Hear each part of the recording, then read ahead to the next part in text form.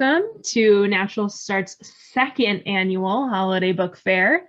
When we planned this event last year, we wanted to offer something that was fun and lighthearted after what was a really tough year, which I think is quite an understatement. And then it turns out 2021, though filled with plenty of wonderful moments, has also proved to be quite a challenge. So the motivation for hosting something fun and informative is still around. So we thought we'd do it again. We had so much fun with it last year, and we were able to create a really great resource from it last year. So we'll be doing that again. I'll talk a little bit more about that later. My name is Emily. I am the Communications and Conference Coordinator for the Alliance. And I'll be just introducing our speakers, but really the stars of the show are our speakers today. Before we get into it, I just wanted to share a comic I thought was really, really funny. So you can take a look at that while I say a couple more things here. So books, the reason we chose to focus on books is because they're an amazing tool in any classroom. They have the power to, make us laugh, make us cry, teach us new things, introduce us to new perspectives, new worlds entirely, and to get us thinking beyond our own experiences. So this comic made me laugh because I think we've all had the experience of being truly engrossed in a book. So I loved that and wanted to share it. We have 3 speakers with us today. I'll jump right in. A speaker who's not with us today is Ambreen Tarek. She is the founder of Brown People Camping, and the reason I am introducing her on this slide here is that she was one of our featured speakers at our 2021 Nature-Based Early Learning Conference, which took place live in July earlier this year, but that is still open and available to view all of the sessions that are a part of that. She wrote a book this year, her first children's books, and it's one of our favorites from 2021. It's called Fatima's Great Outdoors, and I'm going to share a clip of her reading that book. That's how we'll get started, so get comfortable. The clip is about 10 minutes long. Feel free to share your favorite parts of the book in the chat while she's reading. What stands out to you? What do you like? And so I'm going to stop sharing real quick so that I can reshare my screen with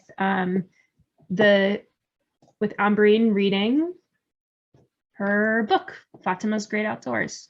So give me just one moment here and we'll jump in. So feel free to use the chat, feel free to introduce yourself. There'll be time for us all to share some of our favorite books later.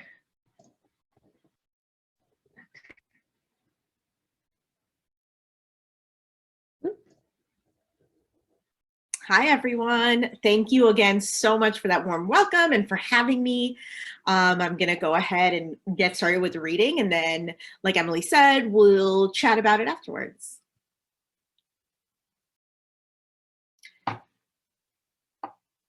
Fatima's Great Outdoors. Fatima and her appa stood at the curb and waited for their parents to pick them up from school. Today, they weren't going straight home. Today, the Kazi family was going camping for the first time. Camping, her father told them over dinner in his teaching voice, was a great American pastime. The trip felt like Fatima's reward after a long, hard week. On Monday, some kids wrinkled their noses at her lunch. On Tuesday, someone in class laughed and told her it's pronounced fractions, not fractions. On Wednesday, a boy pulled on her long braid in the hallway. And on Thursday, she didn't do so well on her math quiz. Fatima smiled when her parents pulled up. The sisters piled into the car, squeezing in between pillows, blankets, and a big cardboard box filled with cooking supplies. "Wow, this is a lot of stuff," Fatima yelled. "Are we moving to the forest?" Mama asked the girls in Urdu if they were excited as she reached back to hand them warm homemade samosas. The girls nodded vigorously with jack-o'-lantern smiles. Mama's samosas always tasted extra delicious on road trips. "How about some Ghani?" Papa asked. Muhammad Rafi's voice rose from the car speakers and Bollywood songs spilled out of the windows. Fatima's cares melted away as they all sang along in Hindi. Appa shouted over the music and announced to the whole car how well she had done on her math homework. Appa's teacher even asked her to come to the front of the class and solve a hard problem on the board that most of the other kids had gotten wrong. Shabash, Papa said with pride.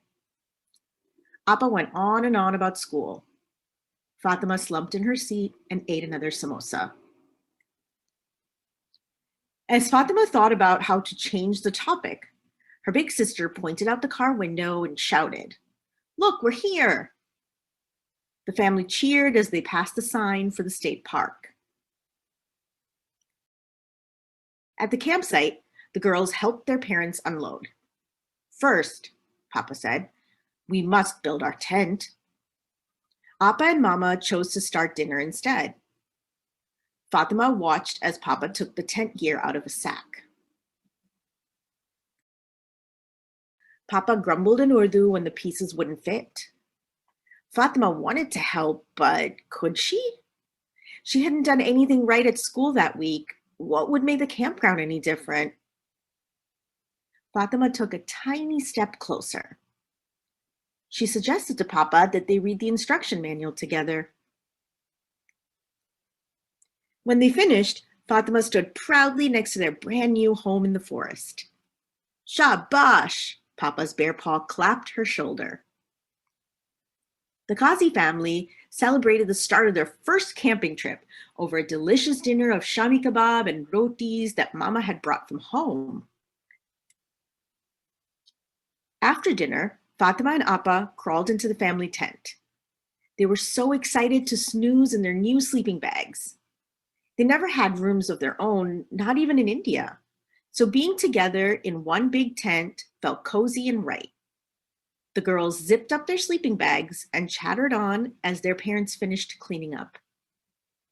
Appa was telling Fatima about how she won her class spelling bee when suddenly her face dropped. She gasped and pointed to the tent ceiling. 8 long, giant legs gripped the outside of their tent. "A monster!" the girls screamed and huddled together. They cried out for Mama. She was fearless and would know what to do. When they lived in India, Mama would catch the lizards and throw them out without flinching. "That's why she had that funny finger," Appa said. "She had been getting rid of a scorpion from her house when it stung her." The monster moved across the roof and the girls screamed again. "What's going on?" Mama shouted over the sound of dishes being washed. The Kazis didn't use paper plates because they were too expensive. "Mama, don't open the tent," Appa yelled.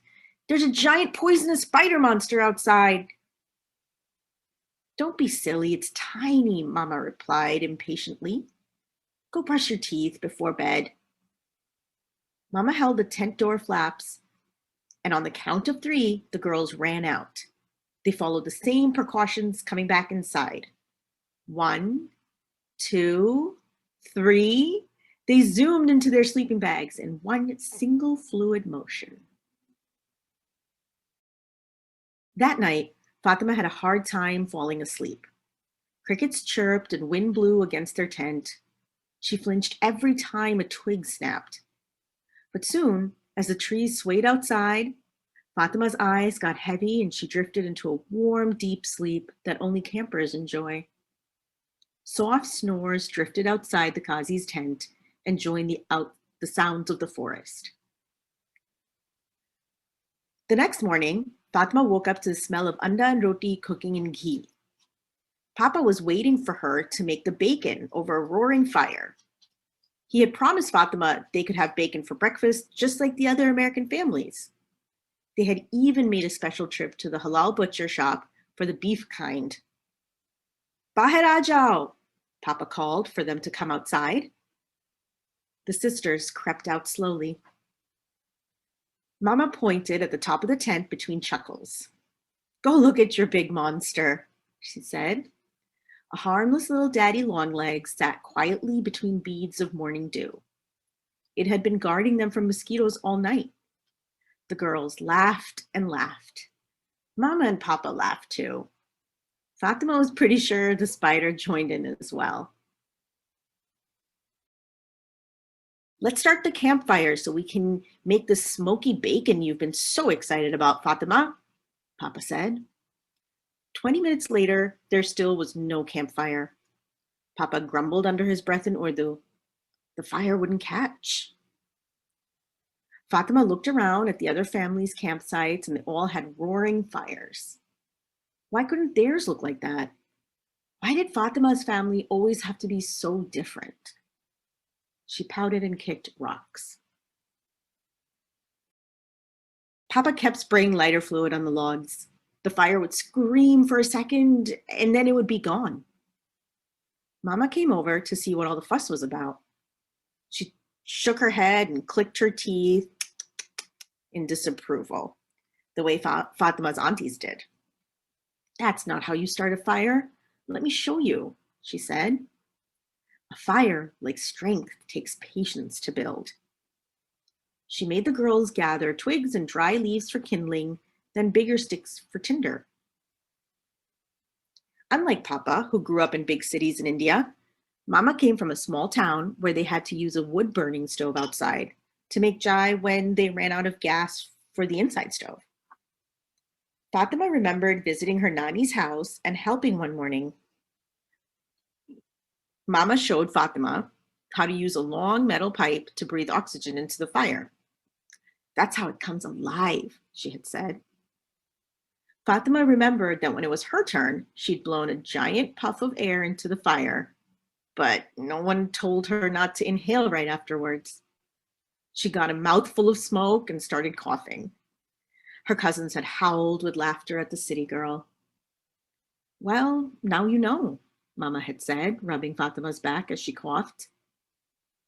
Fatima smiled at the memory and watched wide-eyed as Mama blew life into the campfire. Though Fatima hadn't built the fire herself, now she knew how.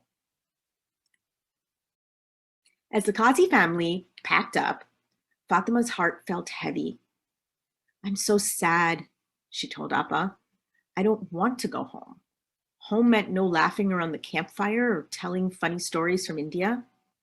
Home meant no long road trips with fresh samosas and Bollywood sing-alongs in the car. Home meant taking tests, doing homework, getting in trouble, and being teased at school. Home meant Mama and Papa would be tired again from working long hours and 2 jobs each. Fatima looked at the tall trees and big blue sky and the imprints in the dirt where their tent used to stand. Being outdoors reminded her of how she used to feel in India. She had fun, she didn't feel sad or scared, and she loved how adventure was around every corner. At the campground, Fatima felt like a superhero. But now she had to leave it all behind. Appa rubbed Fatima's back and said, Don't worry, we'll be back soon. Remember, you can share all this at show and tell. Fatima returned to school with stories of her great outdoors. Guess what? She asked her classmates. I'm a superhero. I have lots of superpowers. I can build fires and tents, and I'm not afraid of spider monsters. Fatima beamed as she thought about what the Kazi family's next camping adventure would hold. The end. Oh, I love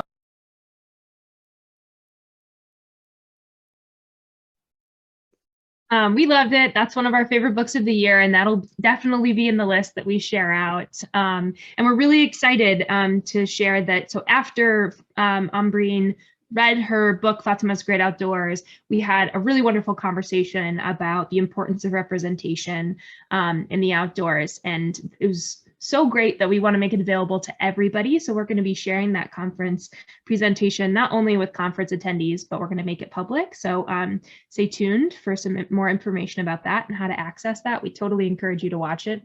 We had a great time talking with her. She's really wonderful. And I'm actually just going to hand it over right now to our first speaker, Peter Dargitz, who is going to tell you about some of his favorite children's books and also a book that he just wrote. So Peter, take it away. Thank you so much, Emily, and thank you to Natural Start for this opportunity.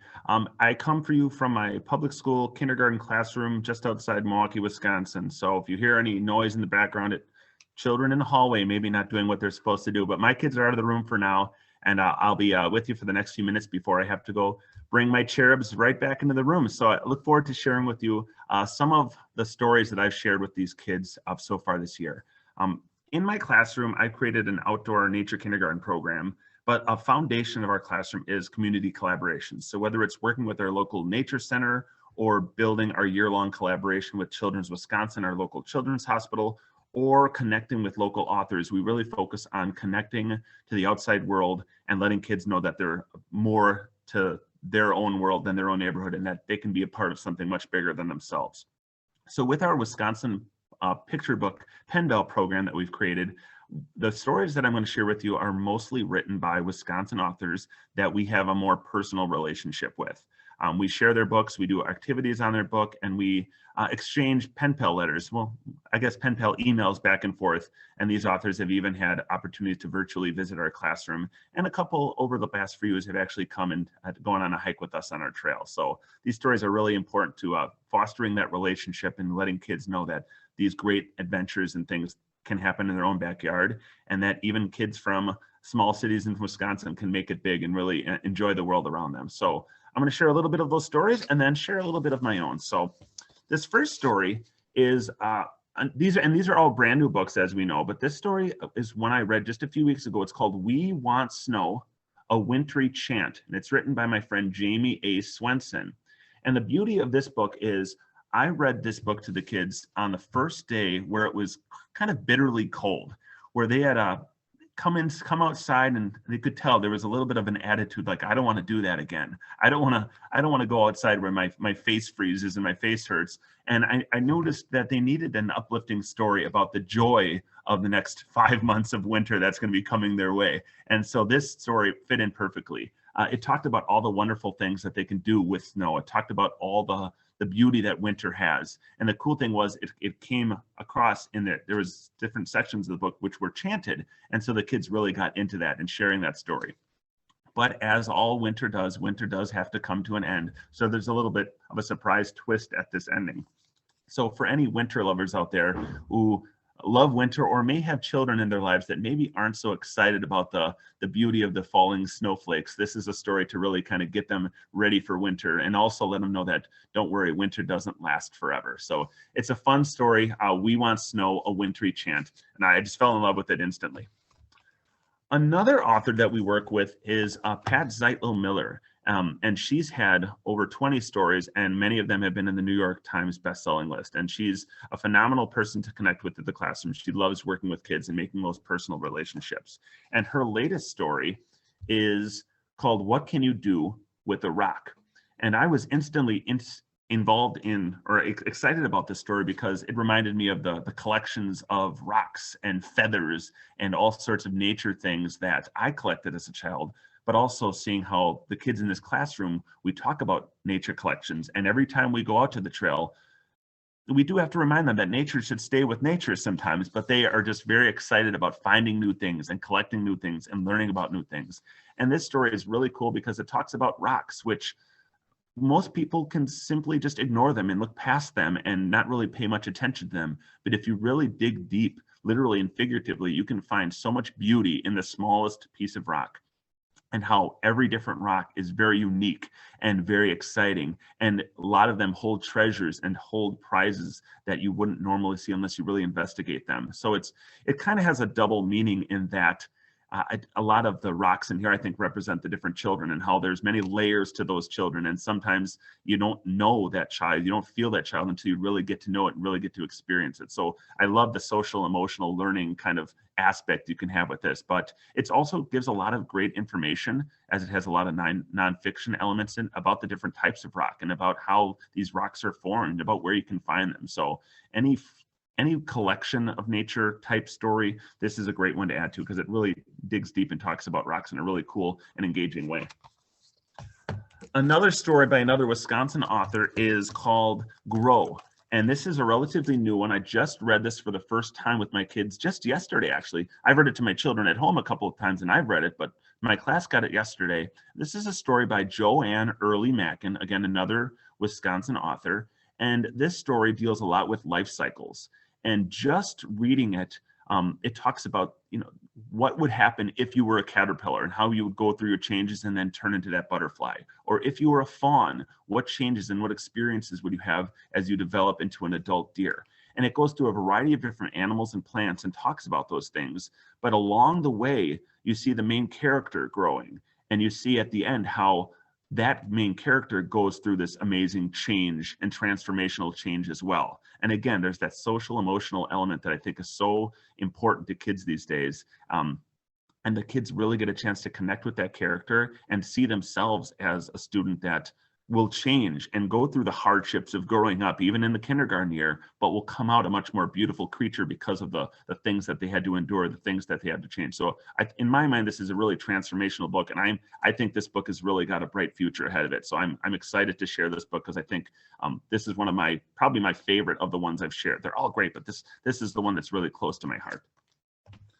Now, this next picture book I'm going to share with you is not but through a Wisconsin-based author, but it is one I found in my research just looking through books. One of the goals I have when I have my classroom with kids is I want them to, again, feel like they're part of something bigger than they are and that they make a difference and that the impacts or the things that they do can impact everything. We talk a lot about ecosystems and how we're all connected and we all need each other. And this is a story that's written like a picture book, but there's a lot of more meat on the bones, and it might be a little more appropriate to be read to smaller children, but also can be used for those upper grades as well. It's called If Bees Disappeared. It's written by Lily Williams, and it really goes into the science of what would happen with certain species of plants and animals if they disappeared and how it would impact the world around us. And it does a great job of showing off how and talking about how very simple things kids can do to help their world and to help their environment. And sometimes kids, you want to say you don't want to drown them with sorrow about how the world and certain things aren't really the way we want them to be, and how there's so many problems with, animals going near extinction and plants getting lost and things like that. So this puts those things that's saying, yes, there are things in the world that maybe aren't so positive, but there are great and easy things that kids can do to make a positive change. And I think giving those children the power, the ability to be to give them the power and to be powerful children that are stewards for our future, I think is a really important job. So If Bees Disappear does a great job of sharing that. And it can be written, it's kind of written in two ways where you can read basically the main part that can be read to younger children, but then there's some more details that would probably be a little more appropriate and better understood by the older reader. But it's a really cool story. And I don't want to say I'm saving the best for last because that would be a little egotistical, but as Emily mentioned, I did have the opportunity to write a book. And for a number of years, including at Natural Start, I've been able to do presentations, and I had no intentions of writing a book. I've always wanted to write picture books, and I've always tried to do that, and I write those stories all the time. And I never really thought about reading or writing for adults. And I kind of got to the point where after every presentation, someone would come by afterwards and want to ask more questions, want clarification, and would always say like, oh, you should write a book. And I finally got to the point where, maybe I should start listening to these people and actually do it. And so I did. And foolishly enough, someone decided to publish it. So this book is called Teaching Off Trail. It's my classroom's nature transformation through play. And it just came out about 3 weeks ago. And it is a book that basically tells my story of how I created a nature kindergarten program, a play-based nature-infused program in my public school. So it's written in a very conversational storytelling way. And it's been a lot of fun to share this story, and it's given me a lot of ideas for where I can go next and write more for adults. But it's a really easy read, and the reviews that I've had from people that have read it have said that it's inspirational, but it's also like fun, and it's super quick, and it's not something that's going to be drowned with text and nonfiction information. It's a fun read. So here you go. If you're interested, Teaching Off Trail, available through Red Leaf Press, Barnes & Noble, and booksellers everywhere. But thank you so much. I appreciate all the time that you've had. I hope if you have any questions about these stories, I'm sure you can certainly reach out to me. I can share my information in the chat before I leave. But again, thank you to Natural Start. Thank you to Emily. And I've got to go get my kids. So thank you all. Enjoy the rest of the presentation. And I look forward to reading more about the other books that the wonderful presenters share. So Emily, back to you. Thanks so much, Peter. That was great. You were so speedy. And I'm sure we could ask you a bunch of questions. Like, I'm so interested in how you got connected with all of the Wisconsin authors and how you got that sort of relationship set up in your classroom. But we'll have more time to talk at another time. Thanks for being here and squeezing us into your day. Definitely check out Peter's book. And I put the link to his website in the chat. So go visit it. It's not just a book, but he also has a blog and shares lots of great stuff there. So check it out. And we're going to just keep rolling right into our next presenter. So I'm going to hand it off to Renita Anderson. Hi, everyone. I'm going to share my screen, hopefully, and also introduce myself at the same time. So I'm just going to hopefully quickly highlight some books. Hopefully you all can see that. Anybody give me a thumbs up just so I can, yeah, okay, I see some head nods, excellent. So we were asked to kind of highlight some books from 2020. I will say that I cheated a little bit because the climate change book is from 2021, but I mean 2020 and not 2021. But my name's Renita. I'm a speech therapist by training, and one of my desires and goals and where my work currently functions is around children's books, nature, and using that to engage literacy and language, specifically using like culturally diverse books. So you'll see some of those highlighted and then others throughout. So these are 2 board books, and I think it's like harder or more interesting to find books for little or smaller people. But these 2 are ones that I think they obviously come in board format, which you can get different types of books in board format, but they also have this level of like simplistic language, but also highlight very in-depth topics. This first one being highlighting different, you can see Greta Thunberg on the cover there, and highlighting different environmental activists throughout this book. The climate change book kind of uses very, what's the word, kind of child relevant terminology, such as of comparing the environment or what's happening in the atmosphere to a blanket, to kind of talk about the idea of climate change and what's going on with that. And so I think I said this at the beginning, but as a speech therapist, one of the things I wanted to kind of highlight throughout touching on some of these books is just the language that can kind of be pulled throughout. And so these are just some of the terms used across one or each of these books that could be useful if you're kind of trying to explain a topic or trying to introduce new vocabulary to a group of kids, or just trying to highlight terms that you'll see across different books and topics as it relates to nature. The next set of books, so we'll talk about a couple of picture books and then some middle grade books and adult books. Even though I find it fascinating that both of these books were published this year and they have characters with the same name but have no relationship to one another. And for all I know, the authors may pronounce the person's name in the story very differently. One is based out of the UK. I say Amara, but Amara and the Bats talks a lot about how one of the things, and Peter kind of alluded to this idea of like activism and kind of being this small thing in this bigger society. And so that it goes into a lot of detail. She is trying to develop a nature reserve to kind of, she's fascinated with bats and wants to really continue their flourishing throughout her community. And so the book goes into a lot of details about that, and then has a whole section on information and things I couldn't even tell you about bats, but it's good to kind of share and develop and create questions for children. Amara's farm is, this little gal is going through her farm and she's trying to find pumpkins specifically, but as she is attempting to find them, she is finding other things that are growing. And what I really love about this is that she's discussing like how things grow. So often we think about like, we're talking about food, and there's many books about like how items grow, and kids are fascinated, but they didn't know that something might grow in a bush, or something might grow from a very small seed to a larger seed. And she hits on different fruits and vegetables within her farm, and highlights different aspects of how they grow and what they're doing on her farm.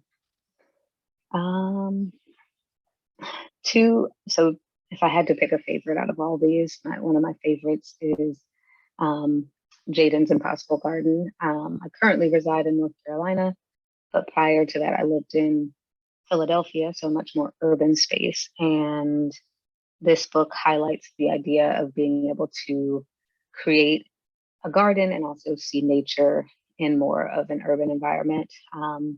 And it's fascinating because I think Jaden talks to his mom, who doesn't think there's nature in their backyard. And he, with another community member, develops this garden. Little Dandelion Seeds the World. Also, something that I just find fascinating, and one of the reasons I love picture books is that I feel like I read them and I'm also learning as I read them with, a 4, 5, 6-year-old, whomever. And one of the big points of this book is highlighting the fact that dandelions exist on every continent, including Antarctica. So it takes you across the journey of dandelions and other plants existing in different places and what they look like there. And yeah. So next, and you can see some of the vocabulary that's kind of in and thrown throughout both of those books.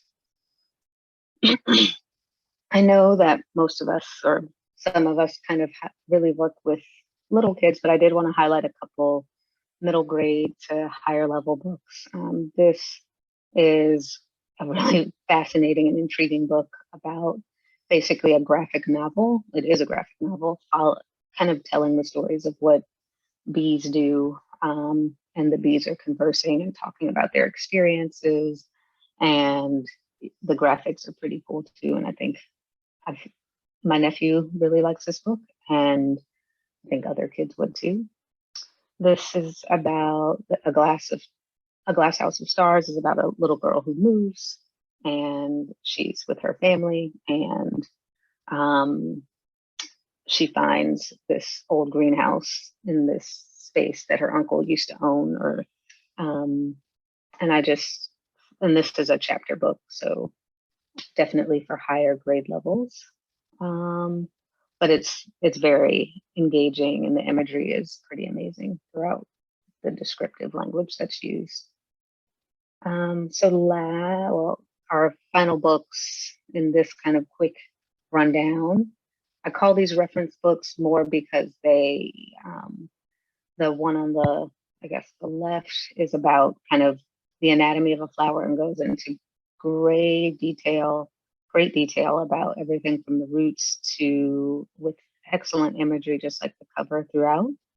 And so I just find this to be very, like, if you're trying to break down concepts of not just a flower, but any plant, and what a stamen is, and what is this, and the nutrients that a flower or plant needs to grow, it goes into a lot of detail about that.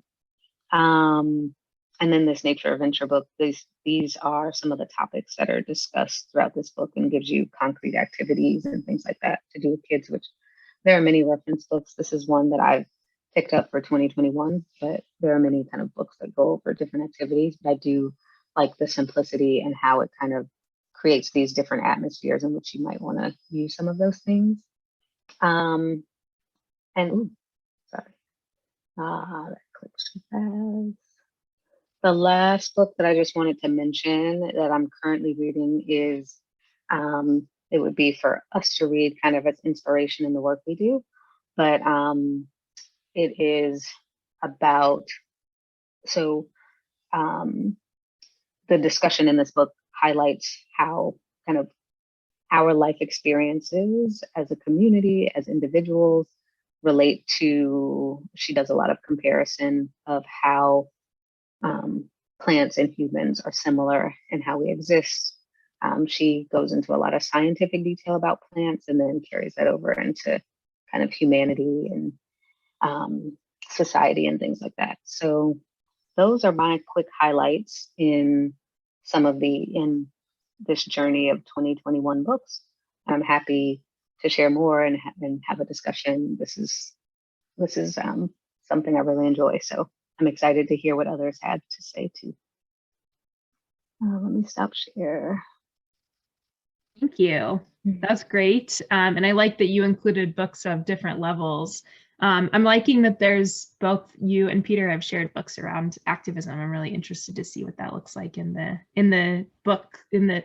children's books. Someone asked if there was going to be Q&A, so I just wanted to let everyone know you're welcome to chime in with questions. If anybody has a question for Renita, feel free to unmute yourself or type it in the chat. Or you can ask questions after Carla is done as well. So I'll pause for a minute and allow anyone who has a question to go ahead.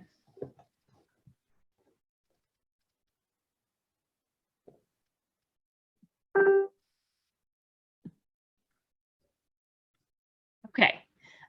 Thank you so much, Renita. And that was my polite pause, waiting for someone else to go. Oh. I had just one question for you, Renita, because you say you are a speech and language pathologist. Is that right? Yes, I am. Okay. I teach English. I've also done a lot of language acquisition and development studies, and I'm in Germany teaching English to kids here primarily through literature, but also through outdoor activities. And that's been my career since I've been for half of the time I've been here for the last, I don't know, almost 10 years now. That part of it. I've been here a long time, and things have changed in the world of language learning, language development over the time, and especially foreign language learning. And I just wondered, do you have any connection to foreign language pedagogy, or are these books in any way? Are there any ones that you could perhaps suggest for that kind of purpose? As far as like second language acquisition or things like that, I do have like knowledge and pedagogy behind dual language or secondary language acquisition. I can't say that these books are specific to that kind of arena, but I'm happy to kind of have a conversation and think about some of those things with you. I'll put my email in the chat too. So okay, shoot me an email. And, yeah. I know they're not designed for that. I just meant that they, yeah, that they could be. They always have to be adapted for that. Yeah. Yeah. That would be my interest on that a little bit. Thank you. Mm-hmm. Great, thanks. Okay, if there aren't any other questions, we'll move on to Carla, who has some recommendations for us. And similarly to Peter, Carla published a book this year. And unlike Peter, I'm just going to go ahead and start with our book because I'm super excited about it. So I teach college classes like critical thinking and such with University of Phoenix full-time, but I also have host the group Facebook. Let's see, the Facebook group Loose Parts Play is over 100,000 people from around the world looking at loose parts. And we've recently started in conjunction with our book, Loose Parts Learning. So looking at that learning aspect of using loose parts. Sometimes there's some fighting between play and learning. Nicholson, the person who coined that loose parts term, or is kind of known as the father of that, though it's an age-old principle, he said that they should be blended a little bit more together. But we recently came out with our book, Loose Parts Learning in K-3 classrooms. I used to teach elementary school and still go into classrooms now. And then I also go into preschools and things of the sort to do outdoor education, do some academic writing around tree climbing, risky play, loose parts, outdoor classrooms, and things of that sort. Do have a podcast called Loose Parts Nature Play. You can find me at loosepartsnatureplay.com. But I just want to share a little bit about our book. So I found that when my youngest son went into kindergarten, he was doing worksheets, and a friend from his preschool was at a lab school, and they were having Forest Friday every week. And I would go observe her, and she was, building forts and climbing trees and having her notebook outside while my son was having spelling tests. It was like, something's wrong here. We can do better, can't we? And so I brought this to my research colleagues, and these are some of the things that we wanted to look at. I've been talking about loose parts as a presenter and such for years, and probably 7, 8 years, I guess. I kind of did a deep dive into nature and loose parts. This book is not just focused on the nature aspect, but the bigger picture of what loose parts can be. And so the book kind of looks at that overview, the importance and benefits of it, getting that stakeholder buy-in, finding the loose parts and storing and managing it, like some of those logistical side of things, the safety, and our role as the educator in it, how we can apply it in the classrooms. And then we look at a stream kind of aspect to it with each of those topics, though they're very intertwined. And that's one thing that I love about loose parts. And then also celebrations with a loose parts mindset. So lots of practical ways, and just kind of a sample, some things that work inside and outside. Limit the restrictions. How can we have yes mentalities in our spaces?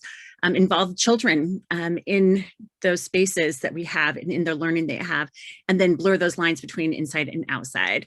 And, we can use loose parts in so many aspects of our places that we have. It can be those maker spaces, and even our outdoor classrooms become maker spaces at times, and taking our learning outdoors, our specialty classes, our family nights, our library areas, our celebrations that we do, and then just some loose part starts and recess and some of those kinds of things with K-3 classrooms. But these are just some visuals of ways that we explore loose parts and ways that we dive in a little bit more deeply, except for the fire, though I love fire with early elementary. Just technology and using that as part of what we're doing. Our reading and literacy and taking the outdoors. Love stonework play and storytelling and dramatic play. Engineering, so many options with that as well. And then art, nature and art just have such a great connection. And then mathematics. There is a session around mathematics and loose parts in nature. And then this last conference for Natural Star Alliance as well that I've done. So anyways, just wanted to share that about our book. And then I want to share a couple of books that I've enjoyed. So who likes to ask lots of questions? I know I do. And sometimes it gets, my sister was talking recently, she has a big, Mensa level brain. And this is a girl with big questions. She has lots of questions. And to the point where, at first people thought it was cute. We're giving her answers. And then the kids in her class were like, stop, you can't ask so many questions. And she tried to quiet those thoughts, and she was having a hard time. She saw a nest low on a fence post. I wonder, why is it not up in a tree? Though we know as naturalist kind of people that nests can be on the ground, and that's just how some birds do it. But she started researching things. She researched those nests. She reported her class. The class asked questions, and then they decided to solve this problem, to do what they could. And so they planted trees in the park as a result of it, and kind of ends asking questions is how we all grow. And I just love that. Love that it's okay to ask questions, and we need to be asking questions and then doing something with that information along with it. Okay, and then this next one, Outside You Notice. This is kind of like Peter had mentioned, 2 different ways of reading the story. It does have that poem going throughout the story, but then they have nature facts tucked in on each of those spreads. It does kind of have some nonfiction and fiction blended within it, and there are so many like nature topics in it, pollinators, animal homes, and just so much more. And it really illustrates how nature can happen anywhere, kind of like Renita had mentioned earlier. In the back, there's a whole directory of the illustrated places within the book. So really kind of geared towards some of those more urban spaces, like a sidewalk, a farmer's market, a public garden, and those kinds of things. And so you can go back and find where those places are illustrated within the story. So I really enjoyed that. There is also a whole spread on the healing power of nature and kind of that mindfulness along with it. And for people that may want to be able to have extensions and not quite sure how to use the book, there is a reading guide on the publisher's website that can take you step by step in different ways you can apply the book in doing this. So I really liked just that focus on nature happening anywhere and just how we notice. And you may notice that I have lots of books and suggestions around wondering and awe and asking questions and all of those kinds of things. But this next one, What's in Your Pocket? Collecting Nature's Treasures. Let's see, Peter had mentioned this kind of earlier, how kids just want to pick up all those things, and just collecting in general, those nature treasures is just a universal appeal. I mean, if you think about kids' pockets and what's in them, I love the illustration here of all the nature spilling out of it. They go through that kind of intrigue as children, but then it also relates well to scientists in how they collected or looked at nature as children. So it has a spread about the children and their connection to nature and nature collections, and then what they did as adults. So I love kind of how they've made that juxtaposition between those two. It uses those, all those scientific and mathematical terms, observing, classifying, studying, all of those things that are with it. There are diverse scientists represented in it, which is great. We need more of that. I did a program last month, I guess, and had used the book, Feast for 10, I think it is. And it has an African-American family on the front. And one little boy looked up and he was like, that's my mom. And it just reminded me how much we need representation for our students and our children to see themselves reflected in the literature, and then also to see, have windows to the world, doors to the world, to see how other people live as well. And then there's also in the back matter, just encouraging responsible collecting of nature treasures. And so I personally don't say no nature collecting, but let's be responsible about it and see how we can do it without hurting the environment. And I specifically teach, this flower will die, Trillium, if you pick it. These periwinkles, we'd love for you to get all of them out because they're invasive species. Please take all of these purple flowers. So, and this is just how I applied it with one group that I go into. I had sent back home these autumn nature treasure bags, and they went and collected some things, brought them back, and then we sorted them. We saw what they had. We read Leaf Man along with this. I did not read the whole book outside, but I just shared a few pages of what's in your pocket to illustrate kind of that nature perspective, that collecting, and then kind of did a picture walk through some of the people and the examples with it rather than sharing the whole thing due to limited time and such things, but just the things that they discover on their own. And then the classes had this big bin of nature treasures that they could explore for the next several weeks and stuff as well. So that was one way we enjoyed it. I also used this book, Be a Tree. I love, and I do research on tree climbing. I'm not sure that all of this is safe, but I do see 3-point holds for, I think, all children here, which is great. But it's just lovely imagery throughout it. The book is written so that you become the tree. And so there's a lot of opportunities for movement and discovery as part of it, but it also has those basic parts of the tree kind of in comparison to our own human bodies. And so it also, some of the newer research that talks about how trees communicate like through the root systems and stuff. So it talks about that on a kid level, which is really neat. And it shares how trees communicate and take care of other trees. And they really connect that well with that social emotional aspect of taking care of others in our community as well. And so at the back, it has ideas for saving trees and helping others. And I'll share some pictures of when I use this and how we just went around and we were able to touch and get to know the trees that were in our space there. And I did also chat with them at the end, and we, like, okay, so these are how we care for trees. How can we also care for other people around us? And like, oh, let's smile at them, and some of those things about being friendly and such with it. Let's see, was there one other thing? So I really enjoyed this. And I did find that we found this one big pine tree or evergreen tree, I guess it would be. And this teacher had been working there for 13 years. The next week when I came back in, we did a kind of Christmas activity with another book around that tree, and we're putting nature decorations and such on it. And she's like, I've worked here for 13 years and this is a more urban area. I never noticed this tree. So I was just really impressed at how exploring our around our area can really be powerful with that. And then this last book is called Wonder Walkers. On this, these siblings are going on a wonder walk, and they question all the things that they find. Are the trees sky's legs? Are the branches trees' arms? And so there's that connection to our earth and bodies again, similar to be a tree. And they wondered, me too. And there's lovely collage and layering throughout all of it. And I did take a few third graders on this. I read this book to them, and then we went out and just discovered what we did. And they made some of those same, oh, look, it's the sky's legs coming down or the arms coming out. And then they also made their own wonderings with that as well. And I really looked at those smaller things in nature with that as well. So loved that. As a way to just be noticing and wondering about the things around us. Thank you, Carla. I loved all of them. Betty wrote in the comment, so many great books, I want one of each, and I feel the same way about every recommendation that's been made so far. I don't know if I've said this out loud, but I've said it in the chat a couple times. All of the recs from all of our speakers, and then when you registered, you were prompted, if you wanted to submit a book recommendation. We're going to compile all of that into one big list. So if you were like, I'm not going to remember all these titles, no worries. We're going to put it all together for you. So does anyone have any questions for Carla or about any of the books or her book?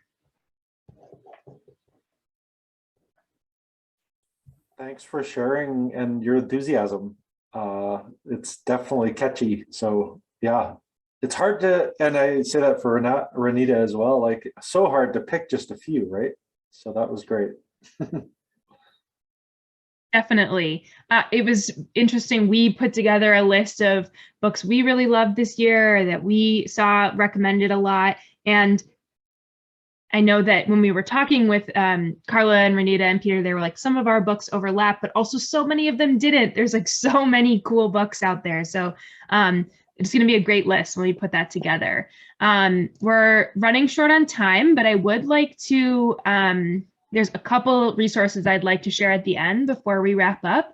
But since we have a fairly small group here, I wanted to open it up to see if anybody has a book either with them right now or in mind that they would like to share a bit about. So anyone can have the floor at this time. Feel free to unmute yourself, have your video on. If you'd like to share a book that you really love, you can also just type it in the chat. That's fine, but you're welcome to unmute. So I will be quiet and give you a chance to do that.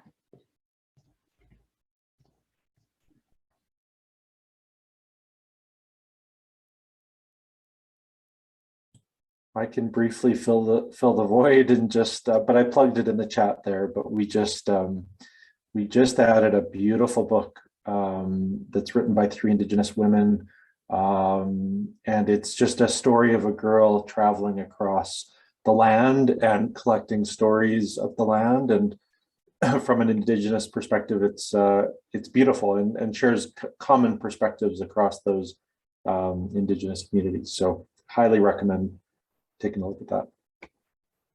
Thank you. What's the name of the book? So it's just in the chat there. So Sila in the Land, and it's published in partnership with Green Learning, which is a sustainability nonprofit. So it also brings elements of climate and biodiversity, sustainability into it as well, but in a really nice, easy to access story.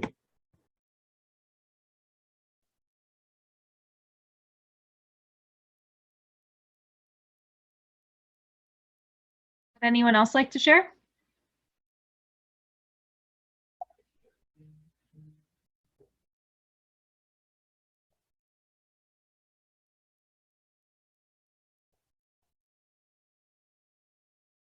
Okay. And I want to feel free to type your suggestions in the chat. We'd love to hear what you also recommend. Like I said, there's so many out there that there's no way that we covered them all.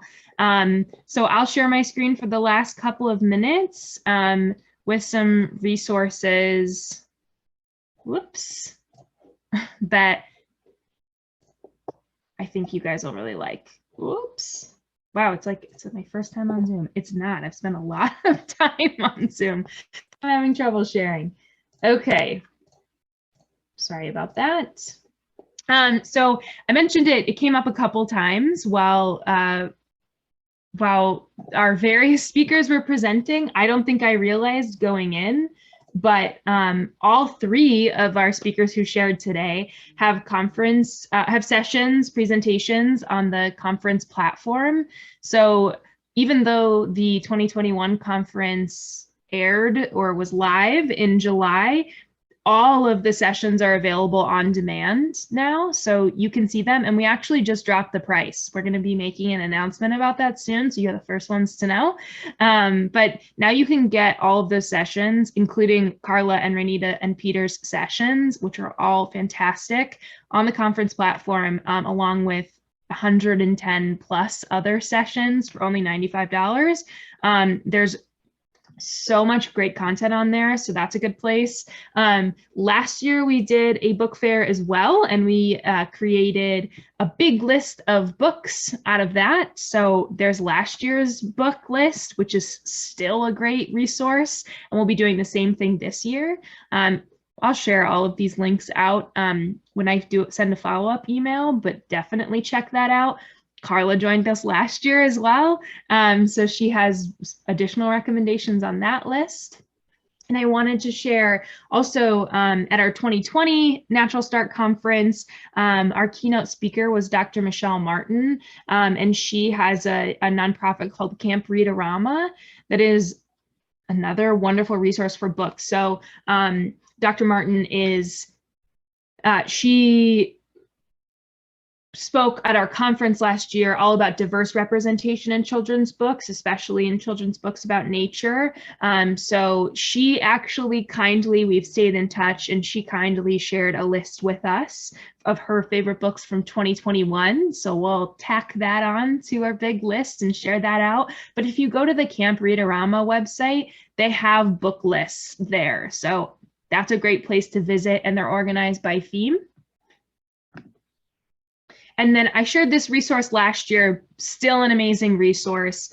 When we're talking about anti-bias education, children's books are a great resource for that as well. And there is a nonprofit social justice books, and they have a guide for selecting anti-bias children's books that's really clear, easy to follow, great resource.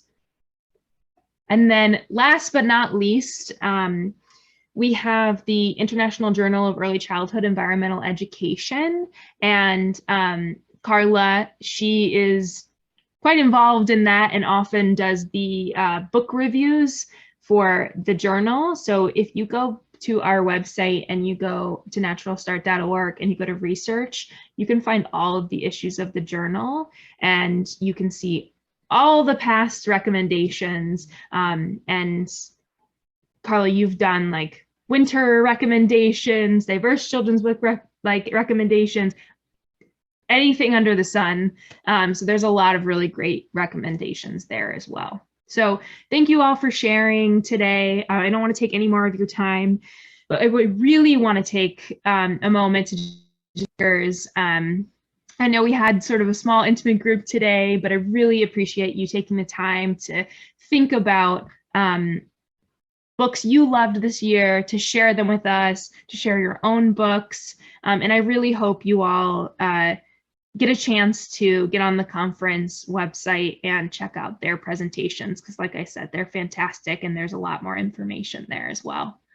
So thank you so much, and I hope everyone has a great day. Happy holidays, and we'll see you in the new year.